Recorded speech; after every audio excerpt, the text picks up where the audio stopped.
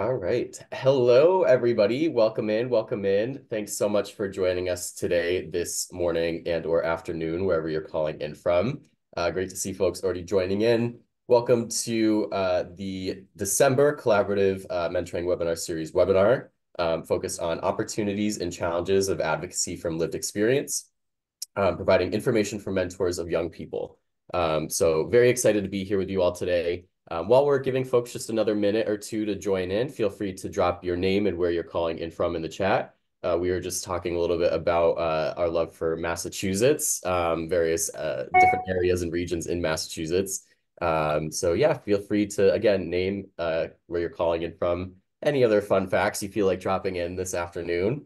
But we'll give folks another minute or so to join in. Awesome, I'm already seeing it. We got Atlanta, Georgia, Alexandria, Virginia, Fort Collins, Colorado, already all over the place. That's awesome. For folks who are just joining in, thank you again for coming in today. Welcome to this month's webinar, Opportunities and Challenges of Advocacy from Lived Experience, providing information for mentors of young people. Awesome, we're seeing everybody drop their names and locations in the chat. We got New York representation, Boston, center of the universe. I feel like that's a very Boston thing to say in the warmest of ways. Pennsylvania, Iowa, California, Canada, Florida, North Carolina. Awesome. I'm having to like check myself on the abbreviations of the states. This feels like a nice little quiz for me. Oh, we got Mobile. A huge fan of Jarrett, Christina and Anthony. Love that. Tucson, Arizona, Puerto Rico. Awesome. Thank you all for joining.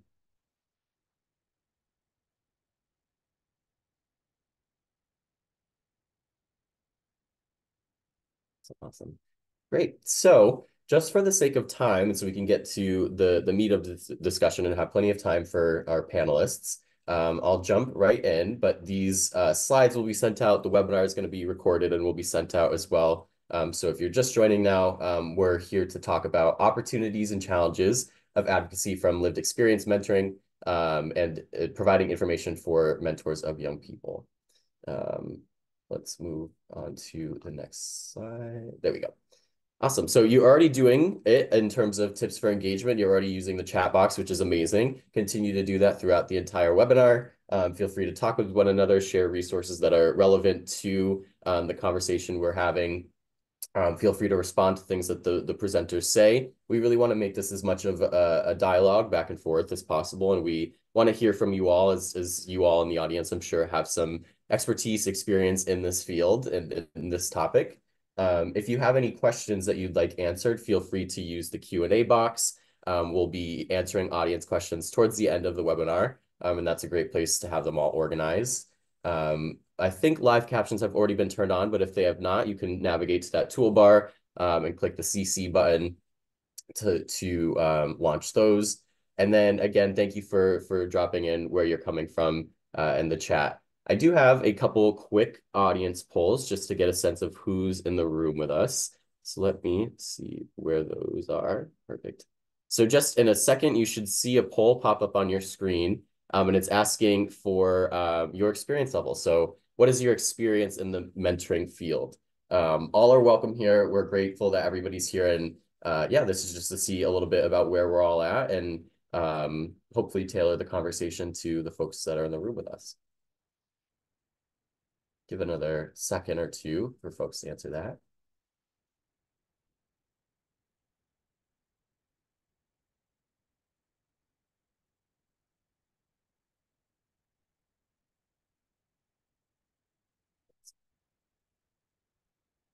I will end that poll now. And I think I could share results. Yep. So you should see that. It looks like we have a little bit of a spread. Most of us are experienced in some way, so that's great. But again, if you're a beginner, you're welcome here and you still have really important and valid insights into this conversation. Experts, please share your ideas, share your experiences as well with us. So thanks everybody for being here again. And then I have one other poll to launch. Stop sharing that. And then let's go back. The next one is around your role in the mentoring field. So I know this one can sometimes be tricky because I'm sure we all wear various hats at various times. And so feel free to pick whichever one that you're wearing today or wearing in this moment while you're attending the webinar. But yeah, as you can see, the poll is for what best describes your role in the mentoring field.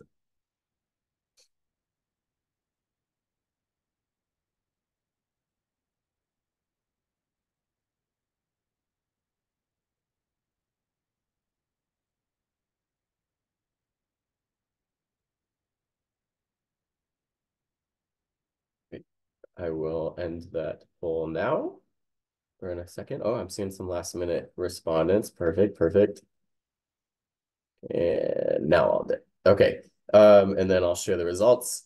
So as you could see, we have a lot of mentoring program staff practitioners. We have a lot of mentors today, which is great to see. Thank you for being a mentor. We're about to celebrate you and the entire field next month in National Mentoring Month in January. So very excited to have you all here. And then some folks from other areas within the field. So great to have you all here. That is the last of my polls. Again, feel free to continue using that chat box and the Q&A box to let us know your thoughts and ideas. But I believe now I will be passing it over to Christina. Thanks, Jake. Welcome, everyone. My name is Christina Haynes. I'm the Senior Director of Strategy and National Impact at Silver Lining Mentoring, your host for today's webinar. Silver Lining Mentoring is a over 20-year-old organization. We're based in Boston, and our mission is to serve young people impacted by foster care with one-to-one mentoring relationships and life skills. We do that directly in Boston, serving over 250 youth per year. And we also have a national component where we're seeking to grow the mentoring movement for young people impacted by care writ large. And we do that through training and technical assistance, as well as advocacy work that I'll tell you a little more about at the end of the webinar so that you can consider accessing some of those resources for your own program if you serve youth in care, and many programs do. And for our topic today, Silver Lining, this topic is very important to us because both our mentoring program and perhaps yours as well offer opportunities for young people to engage in advocacy work. Often while they're involved in our mentoring program, as minors or as they transition into adulthood, and maybe are still in our program. And it's also something that they often will begin thinking about later in life, maybe having heard of opportunities as a result of their engagement in our formal mentoring programs. And these advocacy opportunities, they can be driven by our organization or external entities. These may be things like advocating for policy at the state, local, or national level, or other reforms or changes that affect the lived experience that young person may have. As I mentioned, in the case of Silver Lining, this is often related to the child welfare system, the experience of being in foster care. But for your mentoring program, it just may look like a different type of lived experience or issue area that young people may be wanting to weigh in on. And so we want to think about that in a very careful way and have that be informed by the lived experiences of those who are already expert advocates and are out there doing that work. And that's what Silver Lining is bringing to you today in this webinar, is two advocates and longstanding experts with lived experience to talk about this issue so that you can be informed to equip your mentoring program to support young people in whatever decision they make. If they decide to engage in some advocacy work, while in your program, or to equip them with some information about what the opportunities and the challenges that experience may hold down the road. And so that's our goal for today's webinar. And a couple of the learning objectives that we have. We hope that you will leave with a greater understanding of the value of lived experience, in particularly for advocacy and change work. We hope that you'll also gain an awareness of, as I said, the opportunities and the challenges, so both sides of the coin. And lastly, as with all of the collaborative mentoring webinar series sessions, we want to leave you with some takeaways, tips, and ideas that you can apply to your mentoring program as you think about this topic. For the agenda today, we'll move in a moment to introductions, and I'll allow our panelists to introduce themselves. And then we'll move into a facilitated discussion with the panelists to touch upon a variety of these dimensions of the issue. And lastly, we'll save time for your Q&A, which you can be thinking about and drop into the chat when we get to that point. So you can go to the next slide and we'll move into some introductions.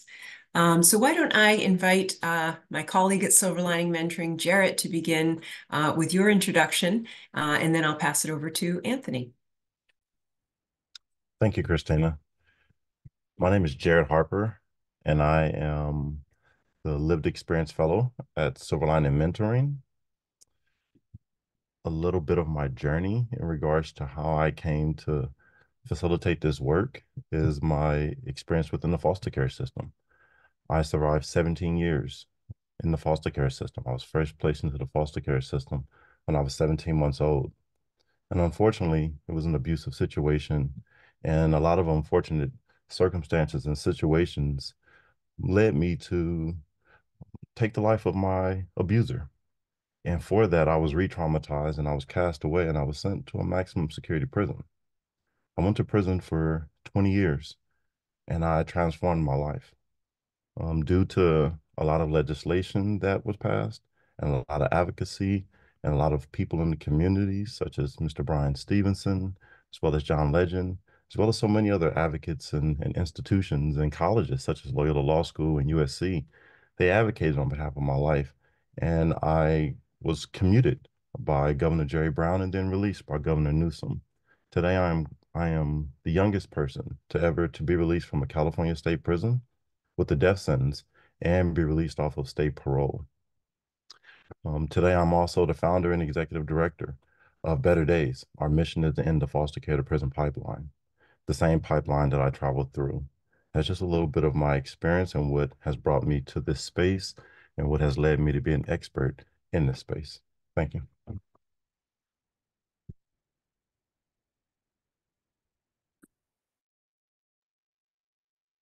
Thank you so much, Jarrett. Wonder if I can invite you, Anthony. Yeah, my pleasure. And helpfully, my Wi-Fi died just as the webinar was starting. So hello from my phone. So hello, everyone. Anthony Barrows. I am coming to you from an organization called Project Evident, where I'm the founder of the Center for Behavioral Design and Social Justice.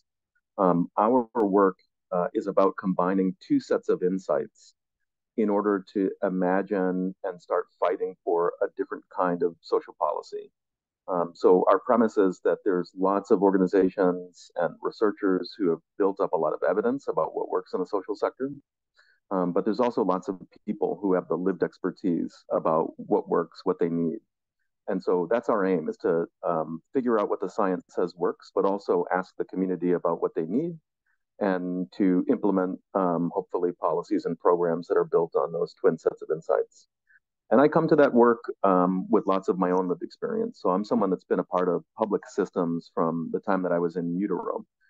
So grew up in public housing in Boston, accessed WIC, SNAP, what was then AFDC, what is now TANF, went to public schools, public hospitals, entered the foster care system in my teens, as well as the juvenile justice system, later had many years of encounters with the criminal justice system. And what all of those experiences have taught me is that when these systems, public and nonprofit human services systems in particular, work well, they can produce excellent outcomes for the people that rely on them. And when they work poorly, they can destroy lives. And so that's really what I've committed my life to, is to make sure that these systems are as excellent as they can be. So coming out of college, I spent about a decade doing child welfare work, everything from direct service, working with young people aging out of the system, to supervision and systems improvement work, and then pivoted about 10 years ago to doing applied behavioral science research. So translational work to take insights from disciplines like social psychology and put them out in the real world as interventions that could be evaluated, typically using experimental methods.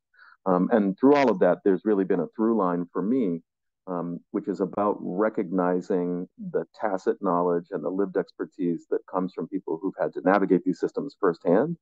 And it's really important, both ethically and in terms of efficaciousness, to try to combine that expertise with the more traditional forms of expertise that people think of, like getting PhDs in economics or whatever. So that's really what my life has been about. And my advocacy journey started as a teenager when I was in the foster care system, and I'm sure we'll touch on that as we go. So thanks for having me. Thanks so much. We're so happy to have you, Jarrett and Anthony. Let's get into our discussion. And thank you, Jake. We're just going to have a conversation for some time so that you can get to know our panelists better. And we're going to begin at the foundation, which is the value of lived experience. And so my first question to our panelists is, why is lived experience valuable? And in particular, how have you seen it work to make positive change in systems?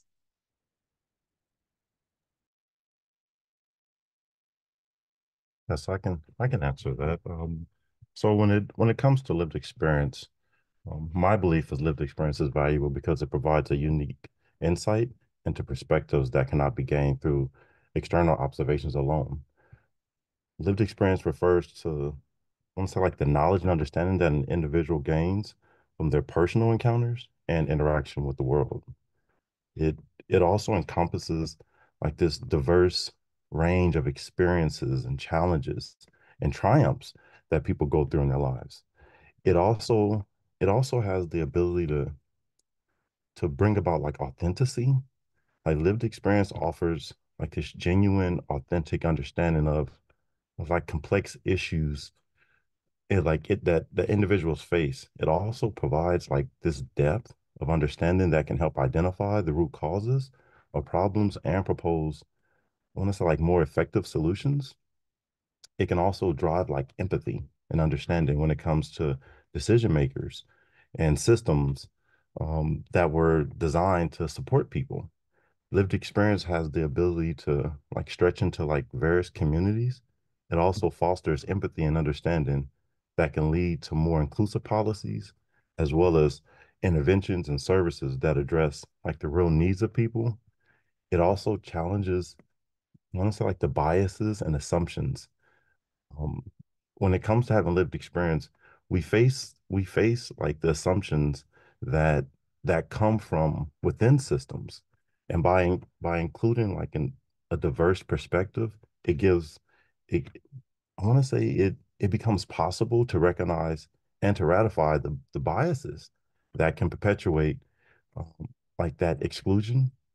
And then I want to say like lastly, it also stretches into like various fields such as like the healthcare system as well as education and social services. By involving individuals with lived experience, it it is proven to be a source or instrument in shaping policies and programs and practices that positively impact communities. It also, I want to say it's also just so valuable because it also amplifies the voices of those directly affected, and it can help really address some of the systemic issues. It can also reduce disparities and promote equality and justice. So those are just some of the things that I believe are valuable when it comes to lived experience. Yeah, I'll co-sign every single thing that Jared just said, and I'll try to pull one thread which I think is really important in my experience, which is the utility of tacit knowledge. So when I've done work out in the field to think about improving, a program or a policy, there's often people that are genuine experts on a topic, so they'll really understand the ins and outs of how some policy is interpreted and implemented. But usually these folks have not had firsthand experience of what it's like to try to navigate something like that. So I'll just give you one example, which is filling out financial aid forms. So lots of folks in the DOE have degrees, maybe have accessed financial aid, but haven't necessarily had to interact with the system that exists today. And if you haven't had to fill out that form, that financial aid form, as I did as someone who was a ward of the state, then it can be really confusing when it comes time to try to fill out that that parent form, the part of it where you have to disclose the income of your caregivers. Because for me, I was like, do I get my foster parent to fill this out? Is this something where I have to report the like gross income of the Commonwealth of Massachusetts? Like, how do I even do this? And so that kind of tacit knowledge that comes from having had to navigate these systems firsthand, with all of the vicissitudes of different kinds of experiences that can create a lens through which you interact with these programs, is something that you can't replace. Like, you can't learn that in school. There isn't a university that offers a degree in what it's like to be hungry at night, or what it feels like to worry about where you're going to be sleeping in a week or a month or a day. And even if you could teach that stuff in school, I'm sure no one would actually want to go take that degree. But those experiences are really critical if you're trying to imagine, how do we do better? So being able to access that lived expertise, that qualitative information that comes from having lived through something, is really like the only path forward to really transforming these systems. And it's typically something that you can't get access to other than by living through it. So for me, that's what makes lived experience so valuable, that irreplaceable knowledge that comes from having lived through something. Thanks. A follow-up question that I'll turn to you, Jarrett, firstly, but certainly welcome you to chime in as well, Anthony, as you touched on this a little bit in your comments. But Jarrett, how does lived experience shape how you imagine a better future, your goals for how we can change systems? How do you think that's informed by your lived experience? That's a really good question, Christina. I mean, when I think back about my life and my experiences, I think of the trauma that that I suffered. And I also look at the laws and policies and things that were in place when I went through that ordeal. And at that time, those policies were not they were not rooted in trauma-informed care. They were not rooted in trauma-informed services and providing a platform or path towards my healing. They were rooted in punishment. When I think about a child, I have a 2-year old, and there's nothing in me that wants to punish him. All I want to do is care for him. But as he gets older, my mindset today is, how do I hold him accountable? And that's what I imagine. I imagine a system where we hold children accountable with trauma-informed policies and services, where we treat kids like kids, with care first and not control, but also encouraging the agency that they have, right? And really thinking about how to be the adult in the situation, because we can never make a child an adult, although we try to punish children as adults. Right? When we really get down to the heart of it, um, children will always be children, and that's what I imagine and hope. I hope that we will continue to view children as children and treat them as such with care, the same way we would want to be treated. Um, but also, I think the way that um, parents treat their children with care and love. So that's how I'm thinking about reimagining. Thanks. Yeah, I think there's something really powerful in that. And I usually refer to one of the really critical functions that lived experience can play in imagining something different as the affective dimension of a program or a policy. So, you can design programs and policies with like really sharp logic models and workflows, and kind of like imagine all of the kind of mechanics of how something's going to work, income thresholds, eligibility criteria, and the training that people are going to get.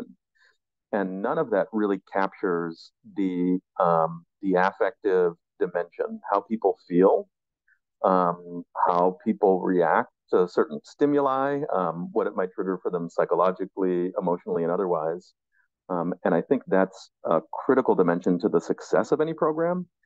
So I think a lot about this when thinking about young people, especially adolescents that are in the foster care system, and some of the insights that drove changes in systems that I worked in that were really rooted just in like how people felt about how they were being treated. So there might be rules, for example, around what an adolescent in the foster care system can do in terms of having overnight visits outside of wherever they're placed, or what they have to do to get access to, let's say, a learner's permit or a driver's license.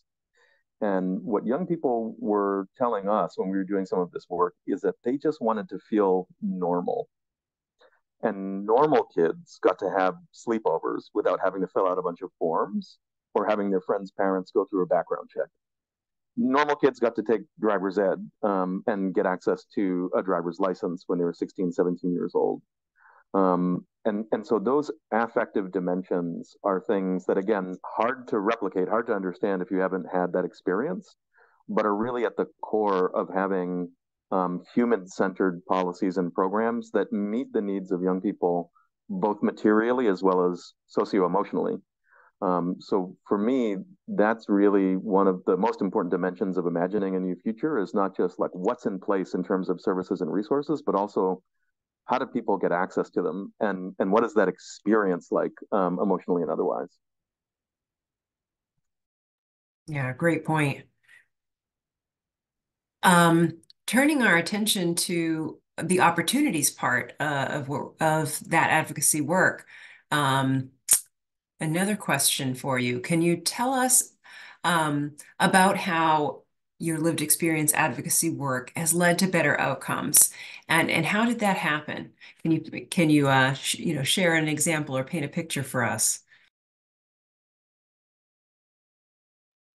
Maybe I'll start this one because it kind of flows directly from some of the stuff that I was just talking about. So my own experience in foster care was kind of unique as compared to a lot of other people because while I spent some time in group homes and congregate care, I was really lucky to be placed in one foster home from 15 to 18.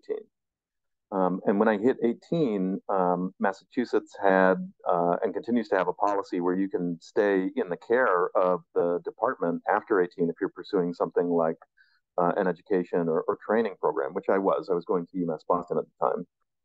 And at some point, the folks that were in charge of my area office had decided, for reasons that were opaque to me, that it was time for me to go be independent. And that was in essence the argument that they made to me is they told me that they were shutting down my case in advance of my 19th birthday.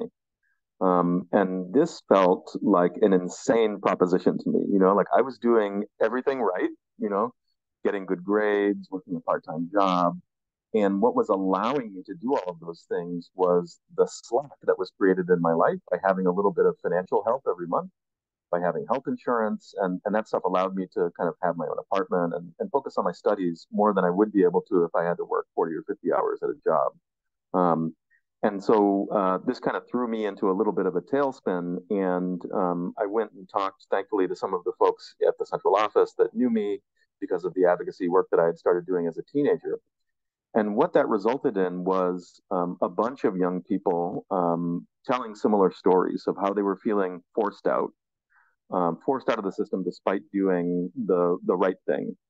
And we were able to then bring these stories to the commissioner at the time, who just changed policy because she saw that it was not the right thing to do in terms of like promoting young people's well-being to ask them at 18, 19, 20 years old when they were on track to getting the credentials, the training that they needed to go out into the world as adults and be self-sufficient to like cut them off, to cut that cord of support. And you know, typically this isn't a thing that regular parents would do if their children were succeeding in college. Would be you know sophomore year to say, "You've been doing great. Good luck. You know, keep it up. And I won't help with tuition or let you have a place to stay when you come home for the holidays." And so because we were able to share those stories and what the kind of uneven, locally driven policy was doing, the department leadership was able to say, we've got a new standard so that you, agency leadership at the area office level, have to tell us at the central office why you're cutting someone off if they're fulfilling all of their case requirements after 18. And so that's just one example of how lived experience can really be deployed to make a meaningful difference for generations of people afterwards.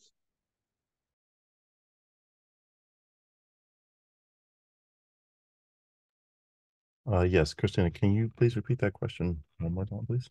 Yeah, sure thing. And thank you for um, that narrative, Anthony. Um, Jarrett, can you tell us about a time about how your lived experience has led to some better outcomes through as a result of your advocacy work? So sort of how your work has changed things. And I know you and I have talked about some of the legislative advocacy, but any example you'd like to share about where you've been able to see some of the fruits of your work?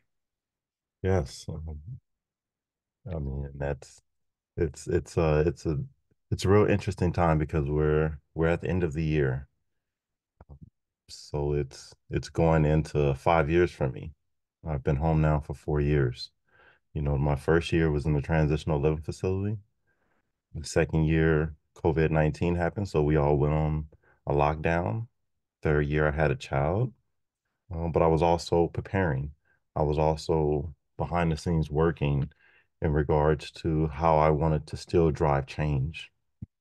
And a part of that work behind the scenes was was advocating. And one of the first pieces of legislation that I advocated for was Prop 17 out in California. It would restore the voting rights for formerly incarcerated individuals after they've completed state parole. I was someone who had came back out into society. I was given $200 and I was told to be successful and not come back to prison. Um, Thankfully, I was able to find employment and I started to pay taxes. I became a contributing member of my society, excuse me, of my community, but I still was not afforded the rights to vote. So I got behind Prop 17 and thankfully it was passed. 67% of California voters voted this piece of legislation in place. Well, they put it in place. I then took that momentum and I had to really look at my experience and what took place in my life. And I started to really think how many other children were experiencing what I was experiencing, and how many other children would end up repeating the same act and then having to go into our criminal legal system and be punished the way that I was punished. So in January of this year, I sat down with a senator and some other legal scholars, and we drafted the SAFE Act. This piece of legislation mirrored my experience. Um, and this is again why lived experience is so important because without my lived experience, we could not draft this piece of legislation um, where it had trauma-informed services, where it was progressive in our thinking and how we care for traumatized children, specifically children who have been sexually assaulted. This piece of legislation would ensure that children who are trafficked or who take the lives of their abusers would not be transferred over to adult court, but instead be treated with care in the child welfare system or the Department of Juvenile Justice. It was the first piece of legislation that had been wrote that would, again, treat children like children. Although I made one of the worst mistakes of my life, I still was a child. And this piece of legislation addressed that component that I was still a child. Um, it was passed this year. Governor Gavin Newsom signed it into law in October. So when I think about the impact that my advocacy has had, I can look at Proposition 17 and then the SAFE Act, which was just passed this October. Um, I now look at how I'm also an educator when it comes to the foster care system. Maybe not so much around policy, but in regards to this national campaign that I've been on when it comes to changing the narrative around foster care, what it feels like to be in foster care and how we treat and look at children in foster care. Today, our country invests $33 billion into the foster care system.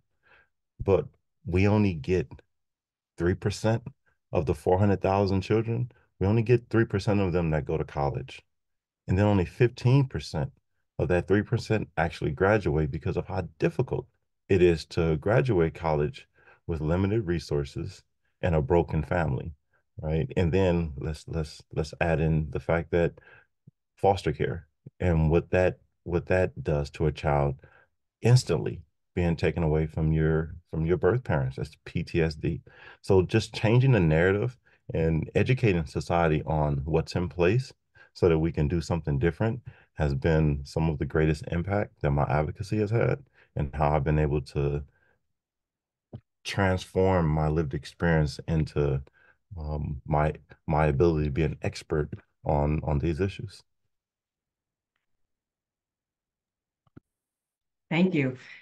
You've both painted a picture of what's possible in terms of change for those young people, young adults, and adults that want to use their lived experience to reimagine systems in our society. I want to turn us now to the other side of the coin, which is some of the challenges or pitfalls that folks may encounter, and that we can maybe try and raise some awareness around from two folks that have walked this path. So my question here a bit is, what have been some of the challenges that you've faced in your role as an advocate with lived experience?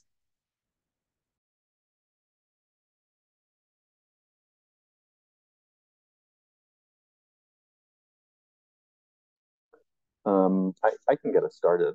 So I think that there are myriad risks and myriad challenges to doing this kind of work. And so let me start on a very like micro level. When you're sharing your personal story, when you're sharing aspects of your lived experience publicly, there's always the risk of opening up some of your own trauma in ways that can be re-traumatizing, that can be painful.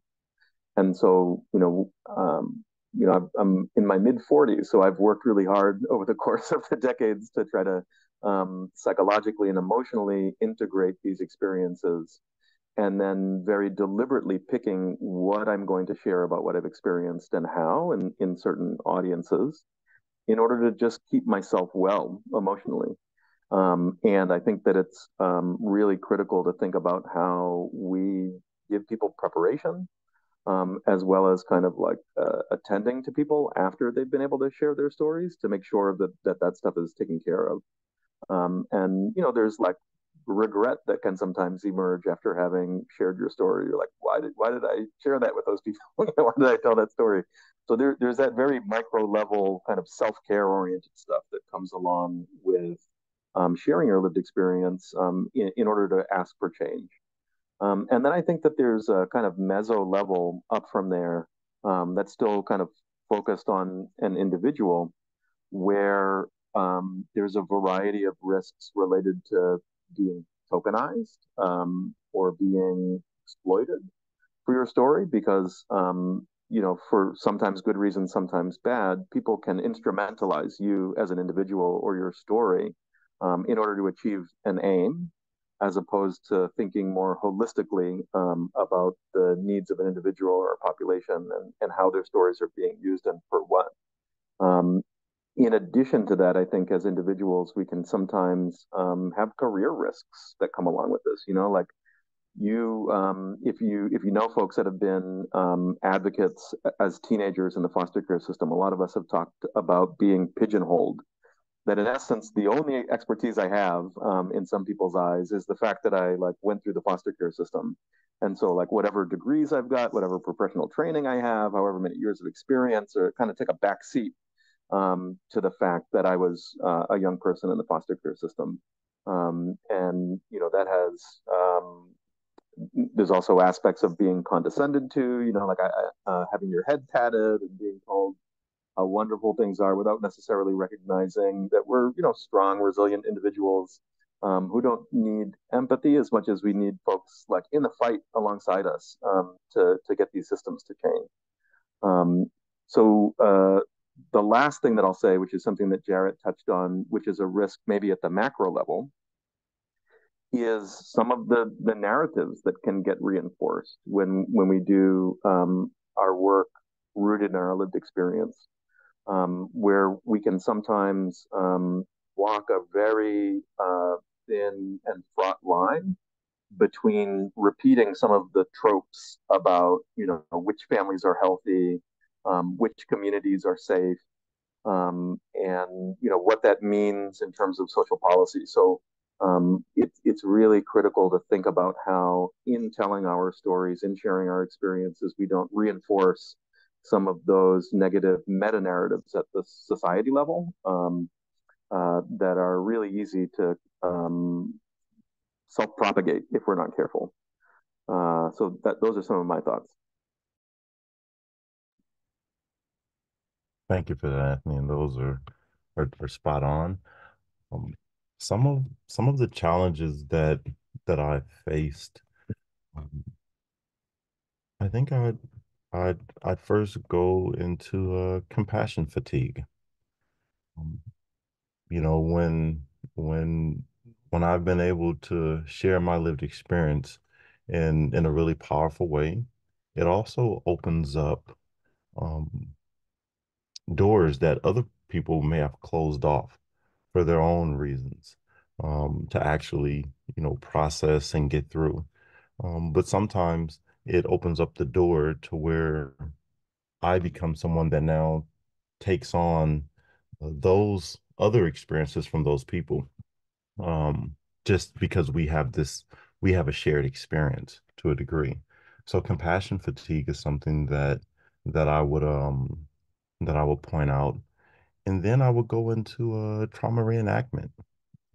Being able to fortify myself, um, and and and and really transform my energy to where it becomes empowering. Um, it takes a toll at times, but trauma reenactment is something that's very real, and it's something that I'm constantly on guard for, and I'm constantly addressing with self-care and community, and making sure that I'm I'm communicating where I'm at and what's taking place. And then I'd say another challenge that is come up pretty often is other people not valuing my experience and my expertise from a monetary perspective. Um, at times, it's it's perceived that I should do a presentation as a means of volunteering because I care. Um, but as someone who's professionalized my skill set, constantly reminding folks that this is also my profession, and actually putting value and then holding other people to that value has been somewhat challenging. But I've also been able to overcome those challenges by just bringing in, I think, just the right people, and educating myself around best practices. So those are just some of the challenges that I faced. Yeah, and I think lastly, I think I would just touch on what Anthony said just a little bit more when it comes to being pigeonholed. Um, as a speaker, sometimes people tend to think that I can only speak or touch on one topic, and it's just not true. I very much so educated myself in a lot of areas. It just so happened that I'm very effective in the space around foster care reform or criminal justice reform, but it doesn't really connect to all that I am and all that I'm capable of. So sometimes that lived experience in those spaces really do kind of limit opportunities. Thanks. Yeah. Thank you for sharing so vulnerably and drawing and particularly the point about being pigeonholed. I would offer a follow-up that is welcome to say a few more words if you wish, or we can move on to the advice part. But in as much as it may be helpful for our listeners to really understand the harmful effects of marginalization, if either of you wished to say any more, if there has been a time when you have been or felt marginalized in your advocacy work, I think those examples can be helpful for people to really have that sink in. So I'll give us a second if you wish to say more.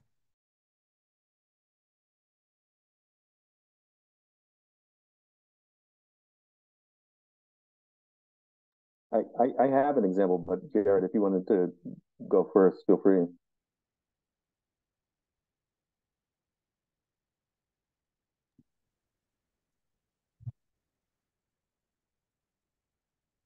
I want to say one of the areas where I found myself um, just having some difficulties around my advocacy is is in the passage of the SAFE Act.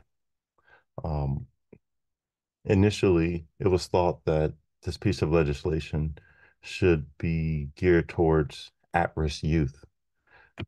But for me, it was so important that foster youth and children in the welfare system um, be included and really being specific about our population being one of the most vulnerable populations because of our inability to have those parents and those advocates to care for us as we reach those milestones and so many other areas of life. And there was just a lot of pushback um, in regards to that um, being implemented, and a lot of it was because of the foster care system. And my experience was considered, a part of one department, one sector, and at-risk youth seemed to have touched on something broader. But it was my lived experience and my ability to really shape the narrative in regards to how all youth are at risk with the times that we're in, with what our children are exposed to. Um, it's not just a certain sector, it's all youth. But I think when we look at our foster youth, we have to be very intentional and specific in addressing their care because of things that they don't have. Right? And that was just a time when I felt like people in the room just didn't know. They had no clue because they haven't lived through what that's like, right? And there's just not enough information um, readily accessible to people when they're making those decisions at times. And again, that's why folks with lived experience is so valuable because at that time I was able to be that voice specifically. They didn't have to read about it. I was able to share it with them intimately, and we were able to actually get that piece added in. But again, that was the time when I could see that marginalization was about to happen. Thanks. Yeah, it's a constant experience feeling that marginalization when doing this work, whether it's advocacy or not. So I have like half a dozen examples, but I'm going to pick one or maybe two to share. In my previous job, we did a lot of work with organizations to improve the lives of people living with low incomes, and we were working with a public housing authority. And I'm a person who grew up in the projects, and I was really committed to making sure that we had people with lived experience on our teams when we were doing work in certain areas. So, if you had grown up using food stamps and we were doing some work on SNAP, I wanted you on my team and my organization because I think it's valuable, as we've already discussed. And so, myself and one of my teammates were in a meeting with the housing authority where we were talking about quality of life issues. So, like, how would we reduce the amount of trash that's on the grounds of some of these developments, for example? And one of the higher ups in this housing authority started going on a long rant about these people, always a red flag. These people is always a red flag to me. And how what they really needed were some repercussions if they were breaking the rules, or fines if they were caught littering. And none of that was actually what was going on. There was like bad infrastructure for trash and litter disposal. But what I needed to do in that moment was to, for my own benefit, for the benefit of the people that lived in this development, but also for the benefit of my very much more junior teammate who I knew had grown up in this very housing authorities developments, was to kind of pause that conversation and interrupt that narrative about people who access public housing not respecting their environment, not wanting a safe and clean place to live, by saying, hey, like I'm a person who grew up in the projects, and what you're describing is not in accordance with the 15 years that I spent living in projects. This is just not true. And here's some alternative views that are important for you to consider. And we were able to kind of move past that. But I've had similar experiences when it comes to dealing with agencies that administer food supplementation programs, agencies that do juvenile justice, juvenile incarceration stuff. As a person who's experienced those things, really having to tactically and thoughtfully intervene to say, let me give you the perspective from the inside, so that maybe you can consider a different facet of whatever story you're telling yourself from the agency perspective. And that stuff is constant, constant.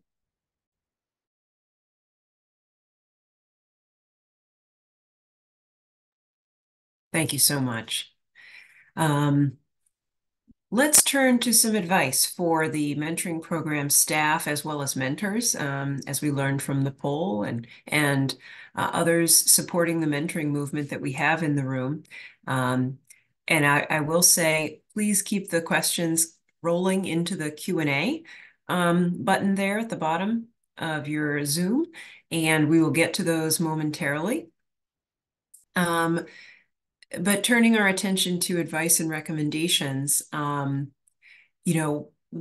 would you suggest as advice to mentoring programs that are supporting young people in their programs right now in making some decisions about potentially getting involved in advocacy work, whether that's work that is being offered or efforts that are being offered by the program itself, or maybe something that they've come across externally? What would you like them to hear?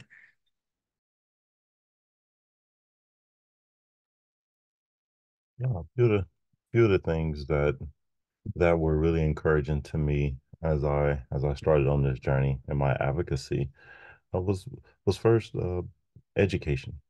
That right there was the first component. When I went to prison, technology was not where it was at today. I had a pager. I came home and now we have cell phones. When I went to prison, people were still taking pictures with a camera. Now people take pictures with their phones, right? So that you know, just that component alone told me that there was some education that I needed to do around where we are today, but also how we've progressed. And I would encourage I would encourage mentors to educate their mentees in regards to the benefits of advocacy. I would also encourage mentors to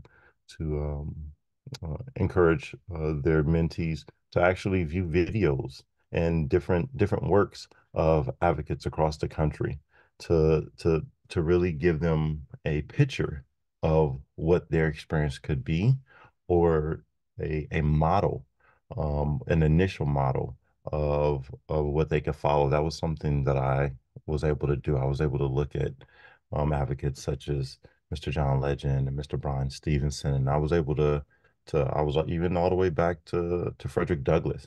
I was able to just to do some research in regards to how they advocated, how they used their voice, how they used their experience in a way that compelled change, that demanded change, but that also um, created that proximity through their experience and their skill set. So that's one of the things that I would encourage mentors to continuously encourage is education.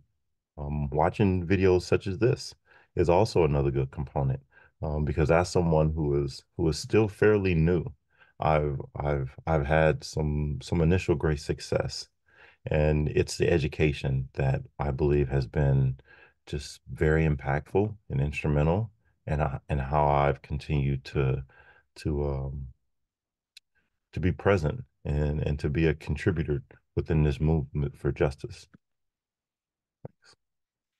Yeah, all excellent points. I'll second all of them. I'll say three things. So, building on something that Jarrett was just saying, I think that role modeling is critically important. So I talk a lot in my work about plausible paths and how sometimes we might have expectations or desires for young people that will feel impossible to them. So if you had told me when I was a kid that I could go to a fancy college or get certain kinds of jobs, I might have laughed because it would have seemed impossible on the basis of the evidence that I saw around me in my life. And so role models who can provide that plausible path, that story of like, this person is exactly where you are, and look where they wound up, can be so powerful in helping people to develop that sense of hope and purpose. So role modeling is critically important. I think the second thing to build on the education idea is also educating young people about what they need to be well. So if you have mentees that want to share their story, thinking about how you can help them tell just enough of the story to make a difference and not re-traumatize themselves, and have a plan for what to do afterwards if they feel some shame or some regret. That kind of scaffolding is super crucial. And then the last thing, but I think this is actually the first thing, the most important thing, is to be asking your mentees what matters to them, because that's really the root of motivation, of getting people out in the world to do stuff, but also the root of real meaningful change. What in their lived experience do they get really excited about or get really angry about? Where do they have this motivation to see change in the world? Because it has to come from within if you're going to do this kind of long and difficult work. So those would be the three pieces of advice I would give. Anthony, I thought that I was just spot on when it comes to what matters. As we were drafting the SAFE Act, that is what continued to come up. What matters? Why is this important? So I just want to just reiterate that because it was just so impactful when it came to passing this piece of legislation, which is the first in the nation. It's the first time a piece of legislation has been passed where a child would not be transferred over to adult court, right? So when we think about the power of lived experience and the power of advocacy, but also in those underlining questions that lead us to the root cause, right? What mattered to me was the causative factor that led to my advocacy, right? So it again, it stems back to that what matters question.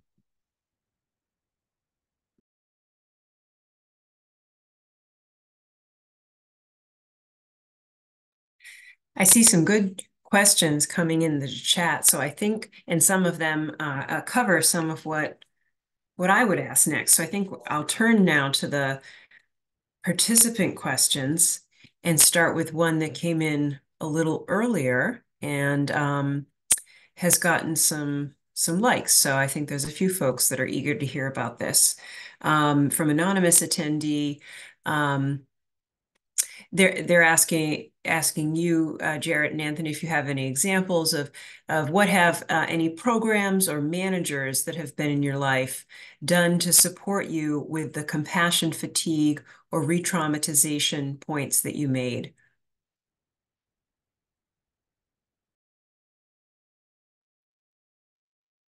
Yes, I would go back to friends at work. I'm also a partner at Friends at Work, which is a music management entertainment company.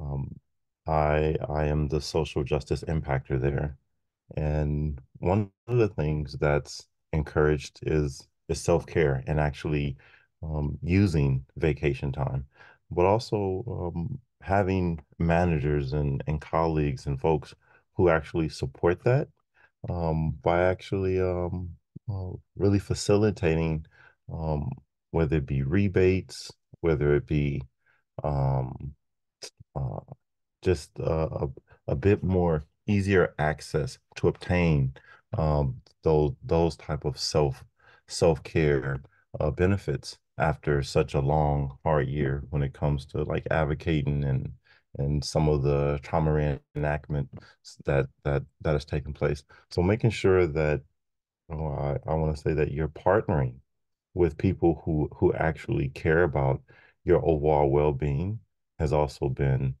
just vital, needed. And then I will go right back to silver lining mentoring.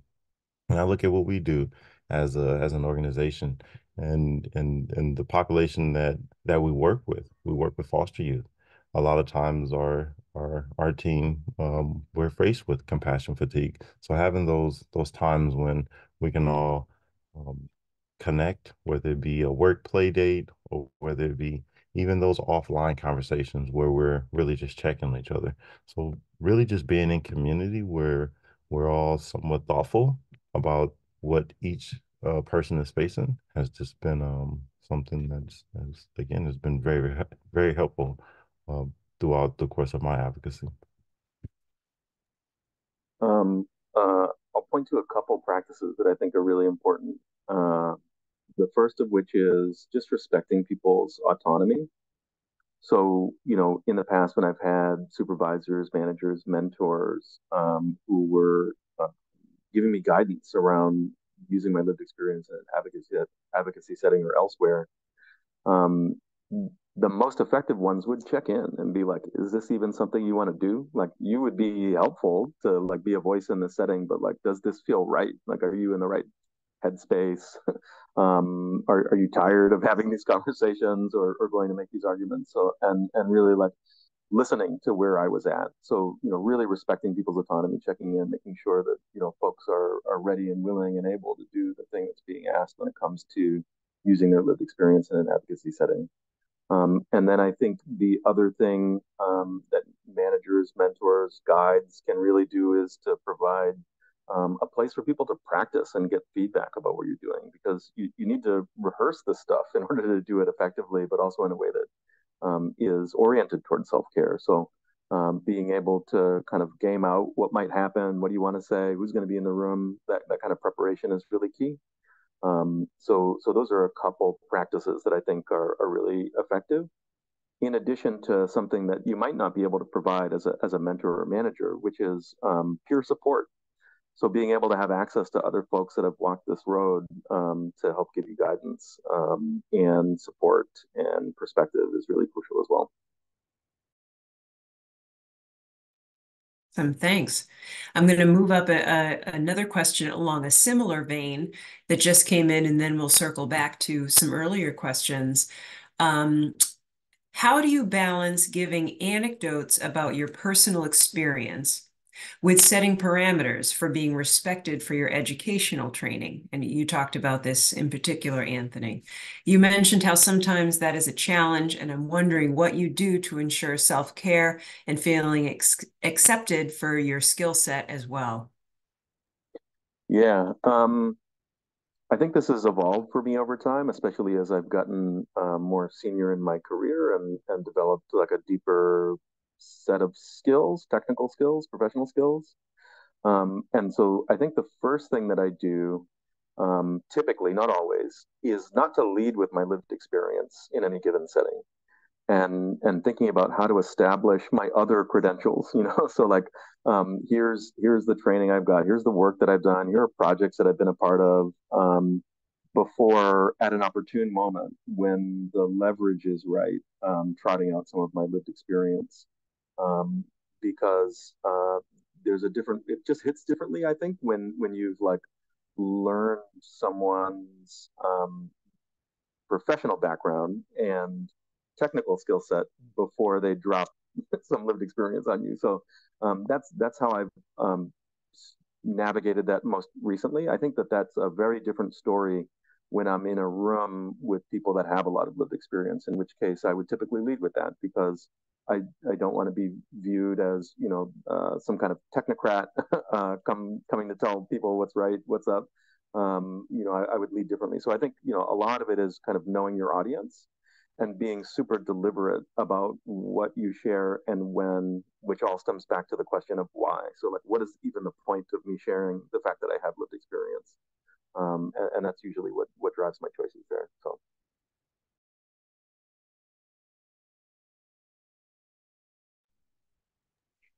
Did you want to add anything, Jared, as well about that, those two dimensions? Uh, yeah. I mean, when it comes to what I share and how I share it, I want to say I've recently become just a lot more thoughtful in regards to what I share and when I share it, as well as how I share it. Um, I have a lot of trauma in my past, but I also have a lot of healing that has taken place. I read somewhere a long time ago, hurt people hurt people, but I also know that healed people we help people, right? So I tend to do a self check, and for me, a lot of it is how I wake up. Before I even get to that space where an opportunity presents for me to even share my experience, it really for me starts in the morning and how I wake up and what I'm thinking about, um, how I want to serve, right? Especially saying that this is now my profession, right? So a lot of what takes place again starts in the morning, and I'm gauging myself as I go into meetings. I'm constantly doing a body check. Are my hands sweating? Right? Do I have a knot in my throat? I'm constantly doing these system checks because I understand the impact of trauma reenactment. So that really just channels a lot of the energy and a lot of my thought process on what I share and how I share it. Um, and really setting myself up for success. I think that's another component. Um, Setting myself up for success by being tolerant of other people, and yielding to what other people bring to the table. I think that's also been a huge component. It's although it's a question that I can answer, it's one of those questions where you don't necessarily know it until you're actually in the room, until that day is actually happening.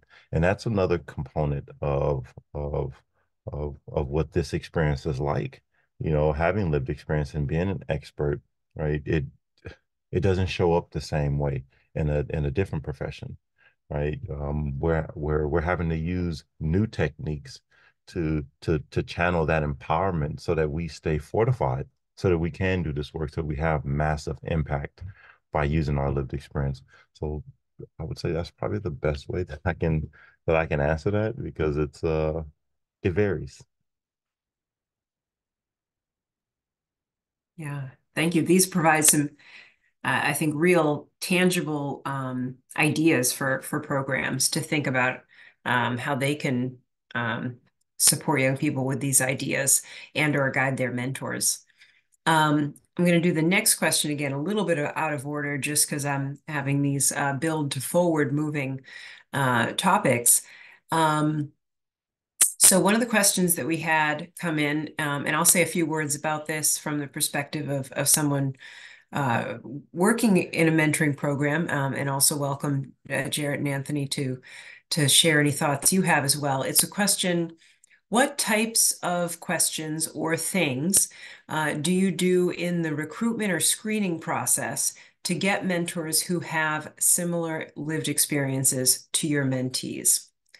So a question about the recruitment and screening process of running a mentoring program so that you can have mentors with lived experience available to mentees.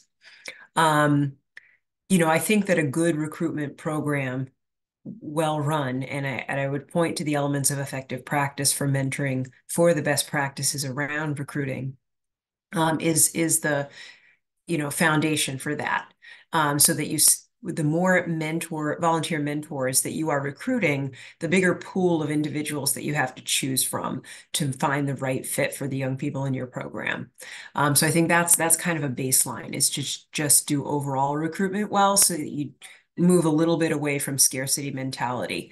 And I do understand that, whenever we're talking about a volunteer program, most programs do have a degree of challenge recruiting enough mentors. That tends to be the standard.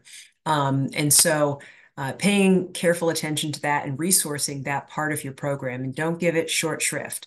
That is your bread and butter. That is what, the fuel that powers mentoring, is the volunteers that step up to do that.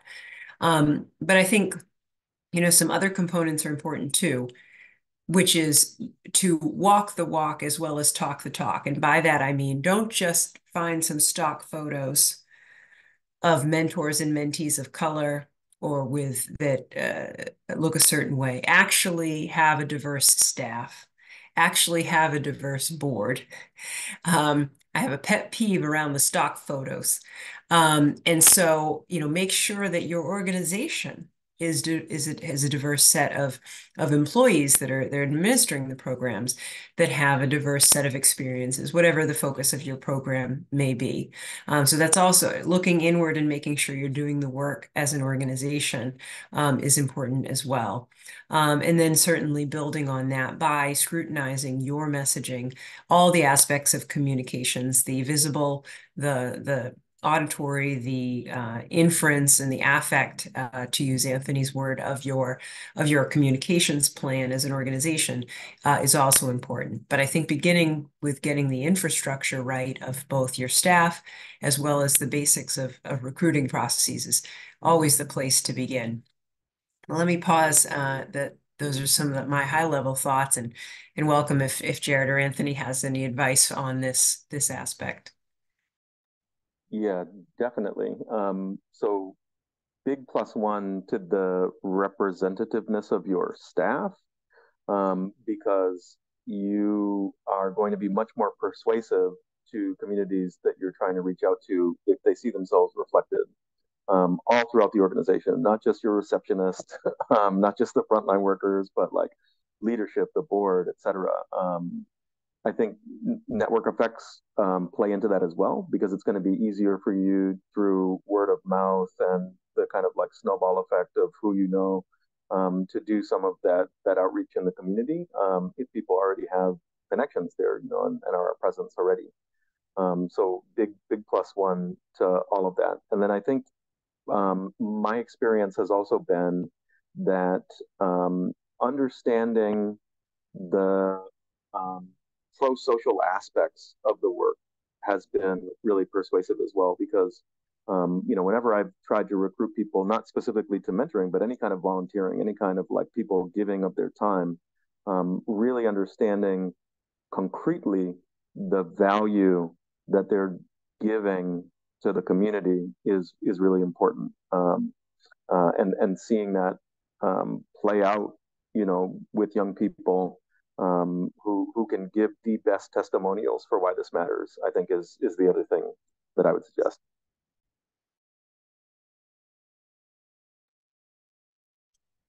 Yeah, I mean, I would, when it comes to the recruitment, I would when I think back to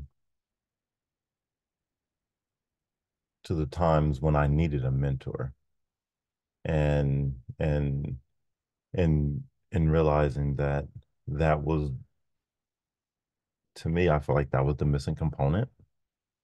Um, I would I would go into just fortifying that mentor. It wouldn't necessarily be so many questions. It would more so be making sure that this mentor has what they need to actually support this mentee. That's because of what I was going through. Today, that's what I would that's what I would do with a mentor. Once I realize that this mentor has lived experience and is ready to step up to the plate, I will provide this mentor with more resources um, to support this young person, right? Because I think that that's probably the thing that would would be missing after having that lived experience, and that's what I tend to need at times. It's um it's the support of my colleagues and folks around me to make sure that I'm not being pigeonholed only into one specific component, but making sure that new things are being added so that I'm able to stretch as a mentor would be able to stretch their mentee. Thank you. We have two more questions in the chat. I'm going to start with one from Josh Nielsen, and then we'll conclude with thinking about opportunities with the question from an anonymous attendee. And then Jake and I will do some of our closing comments. Josh asks, I work with people who have disabilities, working to establish a stronger mentor program as a component of what we do. Young people I work with often reach a point where they shut down, not seeing a possibility for them to be successful in work or school. Can you share experience in helping people work through similar low points?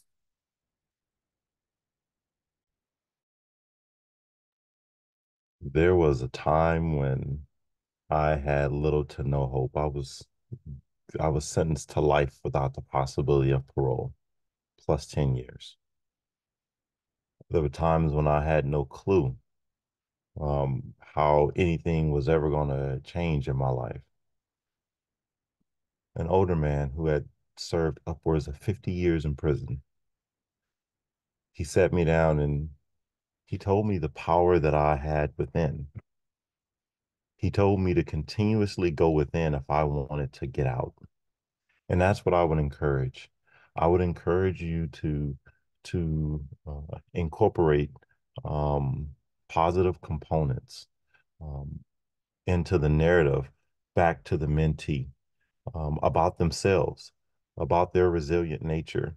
Because a lot of times when those outward things are not going right, sometimes the things that are going right are within. And once you tap into that, that becomes a tool for empowerment. And that's what worked for me. And it worked at a time when I was young. I was positive, but I had a whole lot of negativity around me. My environment was negative. But one thing that was sure is that I loved myself. And when this older gentleman was able to connect to what he found that I valued, and that was I at least still loved myself, right? So finding those positive attributes and components within our mentees is a great power source that we can use because it's deeply rooted to their resilient nature. Yeah, that's super powerful. And all I can do is build on that and say that, because I worked for a long time specifically with adolescents in the foster care system, many of whom, for very good reasons, did not have a lot of hope. And what Jarrett just said about being a strengths-based mirror to reflect back not what they see in themselves or what they see in their futures, but what you see is really the foundation of them being able to see it themselves. So that's number one. And number two, the only other thing that I would add is persistence. So just continuing to show up, even if they're not going to return your phone calls, you text them anyway. You come knock on the door when the appointment happens, even if they weren't there the last time that you came, because that consistency and persistence is sometimes what people need. And when I used to train social workers, this was the message that I would give them is to like metaphorically think of themselves as farmers who may never be able to reap the crop that they're sowing, but you got to believe in the process of what you're doing. And we know from the research that one of the key components to young people being well in the long run is having caring adults in their lives. And so that's what they need. They need that persistent, strength based presence from you. Good advice. Our last question we'll spend a few minutes on, and I'll broaden it. I think we touched on this a little bit, but it's what can we be doing to help young people learn a bit about what advocacy looks like, and also the actual opportunities to do it. So anonymous attendee asks, my mentee wants to learn more about advocacy work. What would you recommend I do with them? They are on the younger side, they're 12. So Jared, I loved some of your examples earlier of like watching somebody else do some advocacy work, whether that's a talk that someone's giving or a testimony or some other type of activity. See it in action. But yeah, welcome any other ideas you have, or even from your own life, sort of how you started, how you began on that journey from a younger age.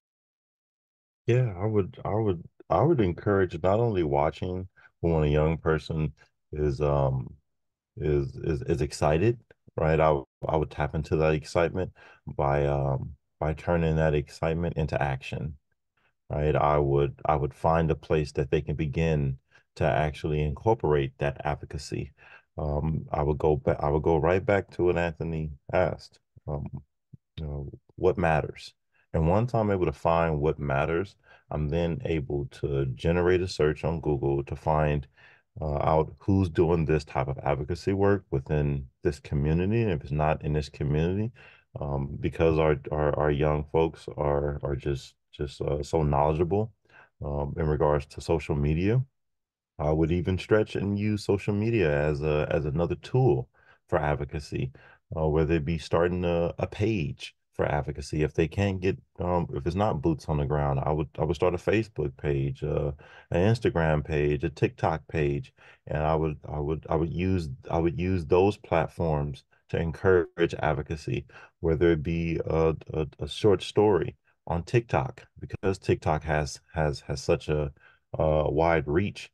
I would use that as another component. I would tap into the things that young people are already engaged in. I would just incorporate the advocacy component, and I would really support a young person in those endeavors, and I would do that by continuing to build their network, um, uh, bringing people to them, right? Not just sending them off and saying this is what you should do. After I pointed them in the right direction, I'm going to allow them to do some work in that space, and then I'm going to come back and I'm going to bring something. I'm going to add to the work to really show that I'm watching you, I value you, and I'm right here with you. Right. And I think that that's a huge component to the mentorship. Right back to what Anthony said. It's persistent showing up. So that's what I would encourage. Agreed on all counts. And positive youth development research tells us a lot about this stuff. And so I mentioned like the caring adult, the safe caring adult earlier. Two other things that matter are a sense of purpose, which goes back to that what matters question. So there are things that matter to young people at 8, at 10, at 12. And figuring that out helps you find those things, as Jarrett was suggesting, where people are motivated. If they care about the environment, maybe it's the sunrise movement. If they care about the way that their streets look, absolutely, join your city's youth council. But finding that purpose is number one, and then feeling a sense of competence is the other thing.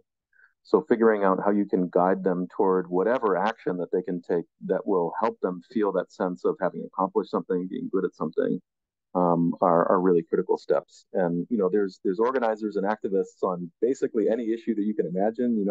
They can join their school's Gay Straight Alliance or go out and volunteer for like the parks. There's so many opportunities, and so finding that thing that matters and then helping them act, as Jarrett was suggesting, will go a long way towards finding that purpose and competence sense that all young people need. Awesome. And I see a couple of great ideas in the chat as well. So thanks for everyone who's been dropping comments in there and resources for others. I think at this point, Jake, we can go back to the slides and would love to close us out with a few words from Silver Lining about ways to stay in touch with us. And then I'll pass it back to Jake for additional resources from Mentor.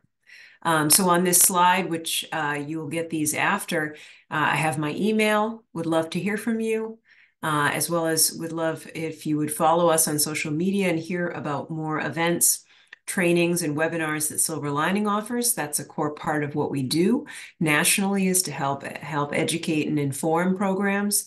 And in particular, if you would like specific assistance with your mentoring program, we do offer training and technical assistance at no cost to you through the National Mentoring Resource Center. And there's an intake form on our website. This can provide you with up to 30 or more hours of no-cost support on any challenge that your program is having, including starting up.